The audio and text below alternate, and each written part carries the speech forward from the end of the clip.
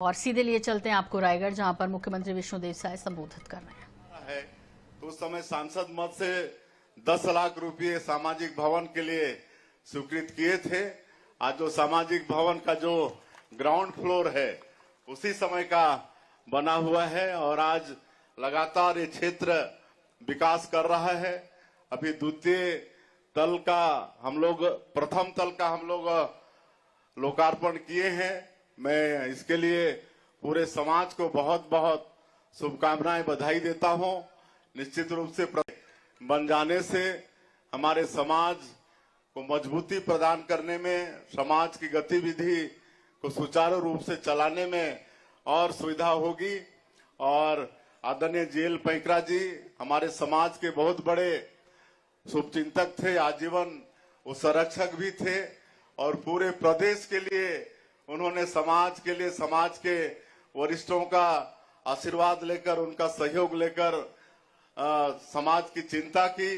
जगह जगह उन्होंने सामाजिक भवन बनवाने का काम किया।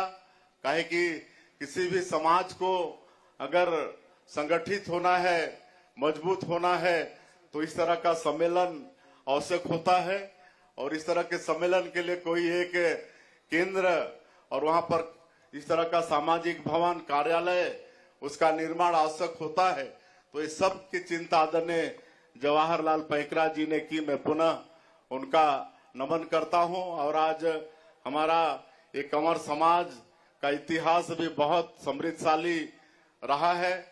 परम पूज्य गहरा गुरु जैसे संत हमारे समाज में हुए हैं, जिनके आज लाखों अनुयायी पूरे प्रदेश और देश में विराजमान है। तो ये सौभाग्य भी हमारे समाज को प्राप्त हुआ है।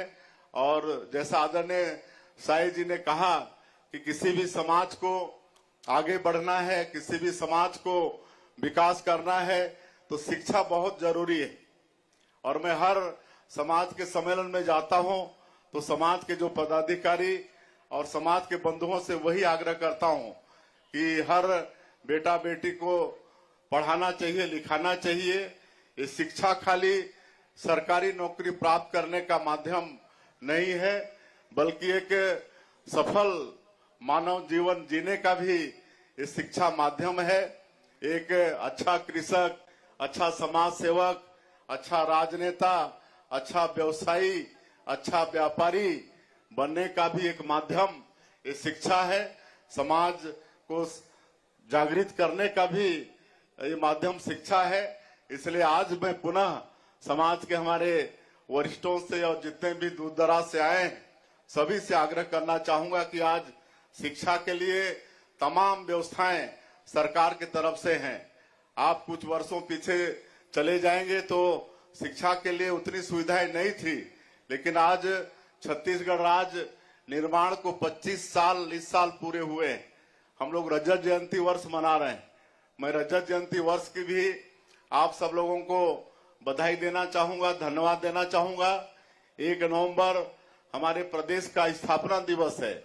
1 नवंबर को स्थापना दिवस मनाते हैं और हम इस अवसर पर इस देश के पूर्व प्रधानमंत्री, भारत रत्न श्रद्धेय अटल बिहारी वाजपेयी जी को भी नमन करना चाहेंगे, जिन्होंने छत्तीसगढ़ राज्य निर्माण करके दिया।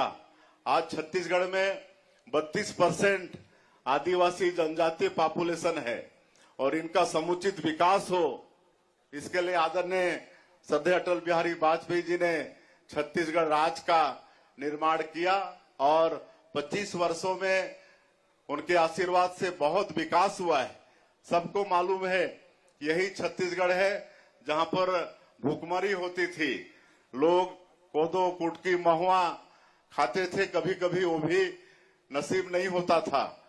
मध्य प्रदेश विधानसभा में भी मुझे विधायक के रूप में रहने का अवसर मिला। मुझे मालूम है उस समय हमारे जसपुर जिले में ही भूख से मौत हो गई थी, कोरवा लोगों की मौत हो गई थी और विधानसभा की एक टीम बनी थी जांच के लिए और वो सही पाया गया था कि भूख से कोरवा बंधु लोग मर गए थे। तो वही स्थिति थी। लेकिन छत्तीसगढ़ राज्य निर्माण के बाद आज ऐसी सुंदर पीडीएस प्रणाली हमारे छत्तीसगढ़ में 15 साल जब हमारी सरकार रही, डॉक्टर रमन सिंह जी मुख्यमंत्री रहे तो उन्होंने ये मतलब एक खाद्य सुरक्षा गारंटी नियम लाए। आज 1 रुपया किलो में, और अभी तो मुफ्त में चावल जब से कोरोना हुआ है तब से दे रहे हैं।